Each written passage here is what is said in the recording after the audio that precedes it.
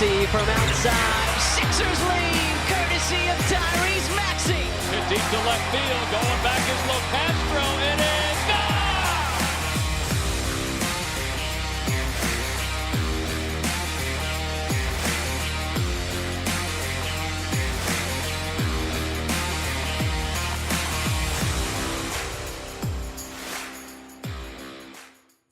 All right. Hello, everybody, and welcome back to another episode of the Beef Up Front podcast here on Pick Swap Media.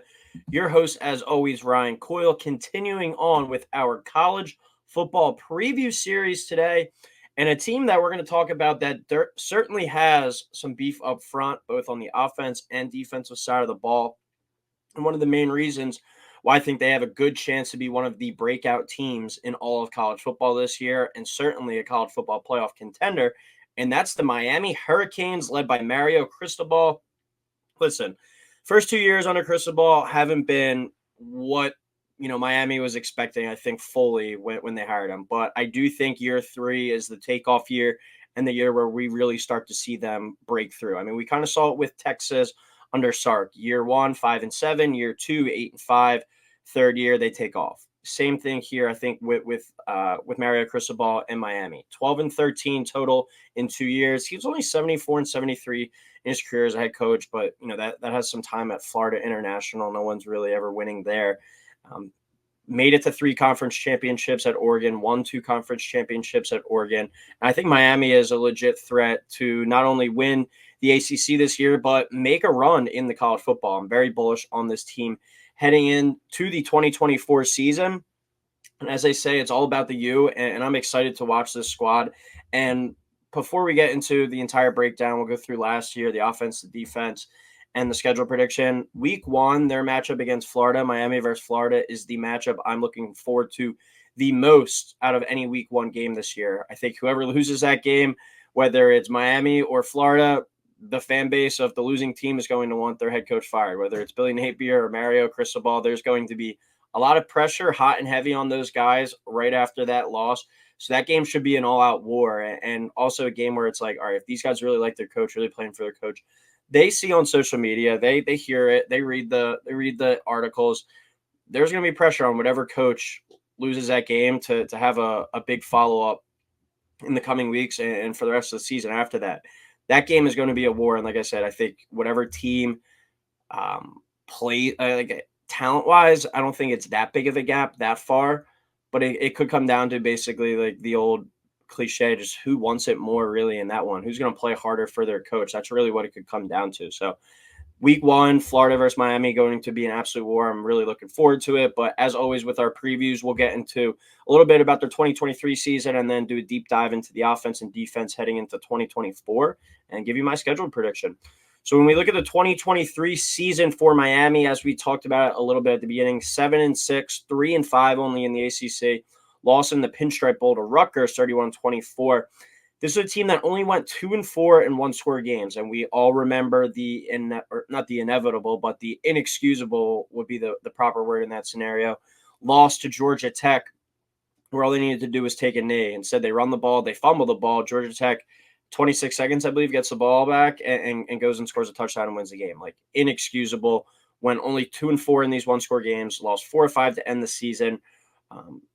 Ranked 94th in turnover margin at -4. So it's like, you're saying all this stuff. Why are you bullish on this team? Offense failed to rank top 30 in the 4 major categories of scoring offense, total offense, rushing offense, passing offense. Rush defense was good. That was the strong suit of the team I think you could look at from last year. They finished 11th in the country, only allowing 105 yards per game on the ground. Offense only scored 40 points 3 times last year. That's something that's going to have to change. You need to be able to go out there and win these high-level shootouts at the top of college football. But a revamped roster through the portal, the recruiting classes that Cristobal has been bringing in, but kind of behind the scenes and building up into this year 3 breakout season that I'm predicting at key spots too. I mean, getting key spots filled in the transfer portal, but also through the recruits. This is a team that is ready to break out on the scene. And I think a lot of the key spots have been filled by impact players. We'll talk about it in a minute with the offense, with the quarterback and the running back, but a favorable schedule as well. I think the people down in South Florida have a lot of room for optimism and belief that this Miami team, given what Cristobal has shown it in 2 years, give him the benefit of the doubt heading into this year 3 with the recruiting. X's and O's has always been kind of his bugaboo, what separates him from being a good coach to a great coach, I think. But this is a year with the talent. If he's unable to get it done with this talent, if this is like a 7-5, 8-4 team, I would honestly just cut him loose.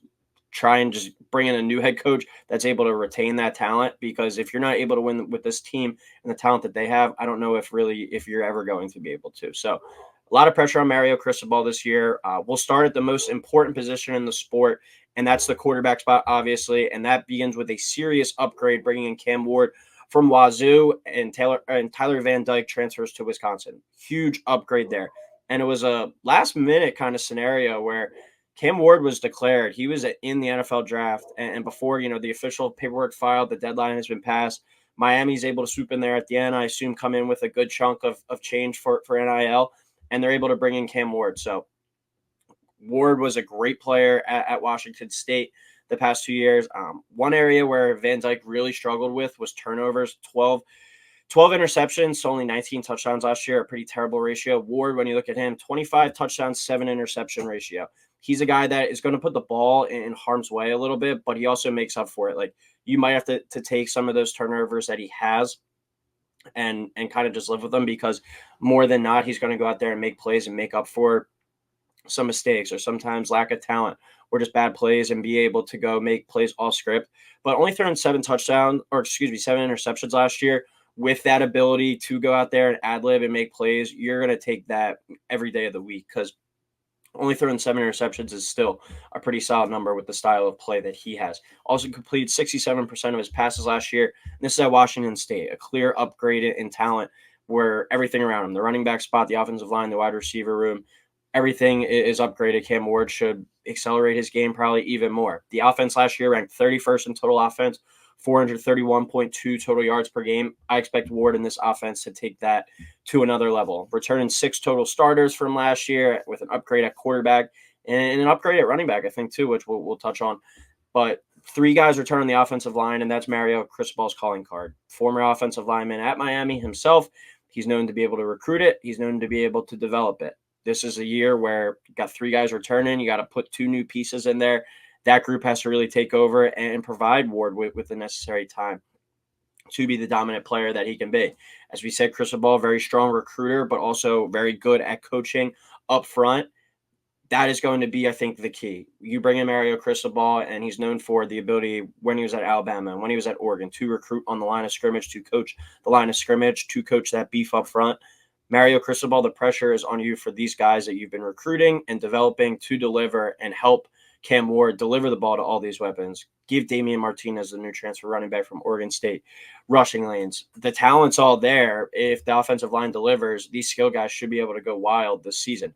Ward also has a legit number 1 receiver in Xavier Restrepo, I believe how you say his name, but a super dynamic, explosive receiver from last year that makes a lot of plays with the ball in his hands. 85 catches last year for a little under 1,100 yards. He's a legit number 1 receiver in college football. And Jacoby George returns as well. He had over 800 receiving yards last season.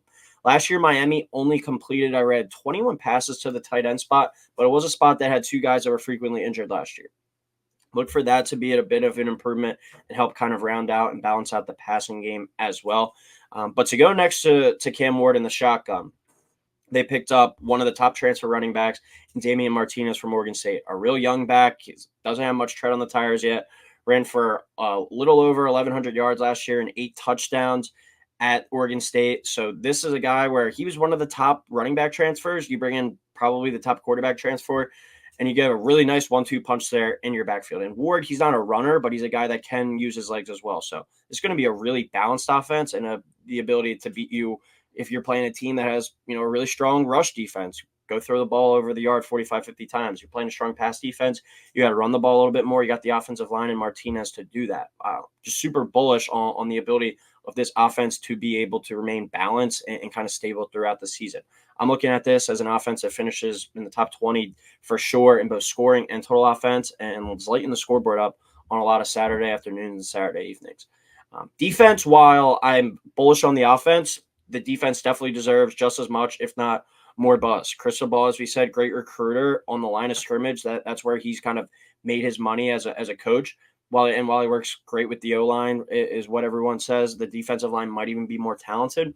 This defense only returns 4 starters from last year, but Ruben Bain is one of the headliners to return. He should be one of the first team all ACC type of guys. He was the ACC Defensive Rookie of the Year last year with 7.5 sacks. So a guy that just kind of got his feet wet in college football and showed the ability to dominate at points. Defense also has 4 transfers that are projected to play in some key roles. So you combine some transfers that are former 3, 4, 5-star guys with 4 5-star recruits that have been coming in from Cristobal. There's just talent every single spot on the field that you look for, whether it's on the offensive or defensive side of the ball. Linebacker Francisco Mauga. He's a name that everyone is buzzing about on that side of the ball. Last year, he had 88 tackles. He's projected as one of the best sideline-to-sideline linebackers in the entire country. A real fun guy to watch. Just one of those linebackers that it's like, wow, this guy really plays, with his head cut off, and he's kind of just running around with no sense and just going knocking anything that moves. He's a very, very good, talented football player and an exciting watch for sure. Michelle Powell, a guy that is one of the transfers that they brought in. He comes in from Washington after having 3 picks last year for a team that went all the way to the national title game. That's a good piece to have. And then cornerback Darrell Porter Jr., he returns as well after being a starter for Miami last season. There's a lot of buzz that this group up front is going to be very good, and the run defense should be elite again. They finished 11th in the country last year. The defense finished 24th in total defense last year. And I think this group with the players that return in the key spots, as well as the players that they brought in from the portal, and just have these guys develop another year. This is a group that could be even better than they were last year. And last year they ranked pretty well statistically in total defense, rush defense. Secondary was a bit of a weakness last year, but I think it's going to be a little bit more improved this year. But if I had to point to kind of one weak spot on the team, it could be that. But when you look at the top teams that you're most likely going to be competing with in the ACC this year, Florida State, is DJ really striking much fear into you? Clemson, Cabe Klubnik, do we really know what he brings to the table yet? Virginia Tech and Kyron Jones, you're much more worried about the rushing attack there. Preston Stone and SMU, maybe if you wind up meeting with them at some point, but the ACC doesn't really have that many intimidating quarterbacks that the secondary coach and the defensive coordinator are going to be up at night for. So very bullish on this team. I think they have a chance to be a dominant squad. Just Cristobal, is he able to get it done? Is he able to have kind of that breakthrough? We'll bring up the entire schedule and go through game by game my prediction for this Miami Hurricanes squad. But like I said, week 1 is the game I'm looking forward to the most out of any week 1 game. This game against Florida. Miami opened up as a 1-point favorite here on the road. That number is up to 2.5 now. So money coming in there on Miami. I think it's a Miami win. I think it's a statement win. I think it's we're here to play. We're going to be the king of the ACC this year. And Florida, the beginning of a very poor season with that really tough schedule they have. I think it's 8 opponents, that Florida plays this year that are ranked to begin the season, 5 in a row to end the season. It could be a really long year in Gainesville. I think Miami makes a statement there on the road and gets the win to start off the year. Florida A&M, easy win there. Ball State should be an easy win there as well. USF, that's going to be a tough one. USF brings back their quarterback, Brown. They gave Alabama a game last year, 7-6, I think they went last season. USF's a team that could be reckoned with. That's kind of a trap game there as well, with Virginia Tech coming to town the next week. I think that could be a potential undefeated matchup, as we've talked about in my preview on Virginia Tech. But I'm going to give them the win at USF, but that's going to be a tough game. That might be a one where you look to take USF there on the spread. Virginia Tech, very high on them. As we talked about this year, I got them going 10-2, but one of their losses being Miami. Going to Miami, I think Miami just a little bit more talented in every single spot, to be quite frank, and they have the better quarterback. I'll go with them there. At Cal, that's a funny one. That's because that's a conference game. Miami traveling all the way out there. Who knows what that game brings, but I'd rather travel east to west than west to east. I feel like that kind of messes up with the time zones more. Just in terms of, if it was Cal flying out to Miami for a noon kickoff, that's a 9 a.m. body clock game. If it's a 4 o'clock body clock game for Cal, for Miami, and it's a 1 o'clock body clock game for Cal, it's not as big of a difference. It's certainly harder to go West Coast to East Coast. But I will give Miami a win there. Louisville, I think that could be a tough one. ACC title game last year, but they did lose a lot. And at the end of the day, I'm going to go with Cam Ward over Tyler Show, or Shao, however you pronounce his last name. Much better quarterback. And I'm pretty low on this Louisville team. I think they're definitely going to take a step back. Then you get Florida State at home, probably the two best teams in the ACC, but you get them at home in this one. Better quarterback, too, at the end of the day. Cam Ward over DJU, if you're noticing a theme here. Miami wins that one. I think Miami rolls Duke. Georgia Tech was a game I was looking at where I think Georgia Tech's going to be a team that surprises some people this year. They have a really tough schedule, but not surprised with an overall record. I think they'll still be like a 6-6, 7-5 team, but surprise people to the point where it's like, oh, wow, like they beat Miami this week. Miami was undefeated, number 6 in the country, and they beat them. I could see that kind of scenario happening, but I'm very confident in this Miami team. It could come back to bite me. It could come back to haunt me, but I am rolling with Miami in this game. I'll have them beating Wake Forest, and then I will have them beating Syracuse. The Miami Hurricanes are officially the only team so far as part of the college football preview that I have running the table and going undefeated. That should tell you how kind of bullish I am on them. I have bet them the other day, minus 120 of over 9 wins, so easily taking that. And I also have them winning the ACC at plus 400. That's a ticket that I really like, 4-1 chance there. I think they have the best quarterback. I think they arguably have the best running back potentially there in Martinez. I think he opens up some eyes this year. And I think they're loaded across the lines of scrimmage. Does Cristobal get in the way and mess it up? Who knows? But your toughest game, Florida State most likely, you get them at home. Virginia Tech, I think that's your second toughest game. You get them at home. Florida, not high on them this year. Only got them going 4-8, 5-7, that range. And that's going to be a tough one. I think that's a statement game. I think that's a game that comes down to the wire. But if Miami's able to go there, they could basically kind of, I'm not going to say completely kick the label, but be like, all right, we're the U, we're here, we're back.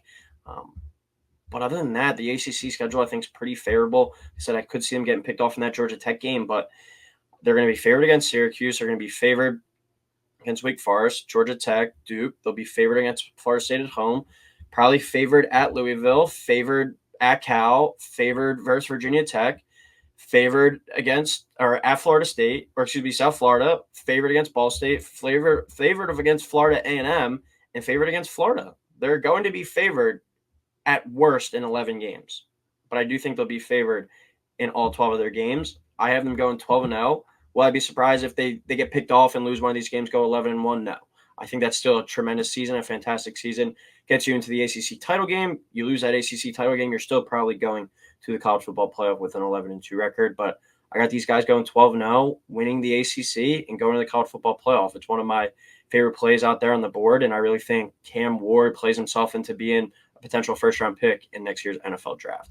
But that'll do it for this episode of Beef Up Front as part of the college football preview series. As always, everyone, thank you for listening. Please like, subscribe, and we will talk soon.